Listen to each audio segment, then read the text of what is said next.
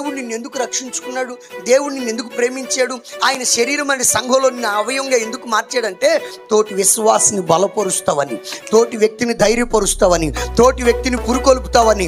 అన్న పరిచర్యకి రావడం లేదు, మన ఆశీర్వాద కూటానికి రాలేదేంటి, మన ఆల్నైట్కి రాలేదేంటి, మన బల్లారాధనకి రావడం లేదేంటి, అలా ఉండొద్దు. మనం ఆత్మలో మండాలి, ఆత్మలో రగలాలి, దర్శనాలు చూడాలి, దేవుని స్వరాన్ని వినాలి, వాక్యంలో ఎదగాలి అని ఏం చేయాలి? తోటి వ్యక్తిని దేవుడు నిన్ను ఎందుకు రక్షించుకున్నాడు, దేవుడు నిన్ను ఎందుకు ప్రేమించాడు, ఆయన శరీరం అనే సంఘంలో నిన్ను అవయవంగా ఎందుకు మార్చాడంటే తోటి విశ్వాసిని బలపరుస్తావని, తోటి వ్యక్తిని ధైర్యపరుస్తావని, తోటి వ్యక్తిని పురుకొల్పుతావని. అన్న పరిచర్యకి రావడం లేదు, మన ఆశీర్వాద కూటానికి రాలేదేంటి, మన ఆల్నైట్కి రాలేదేంటి, మన బల్లారాధనకి రావడం లేదేంటి, అలా ఉండొద్దు. మనం ఆత్మలో మండాలి, ఆత్మలో రగలాలి, దర్శనాలు చూడాలి, దేవుని స్వరాన్ని వినాలి, వాక్యంలో ఎదగాలి అని ఏం చేయాలి? తోటి వ్యక్తిని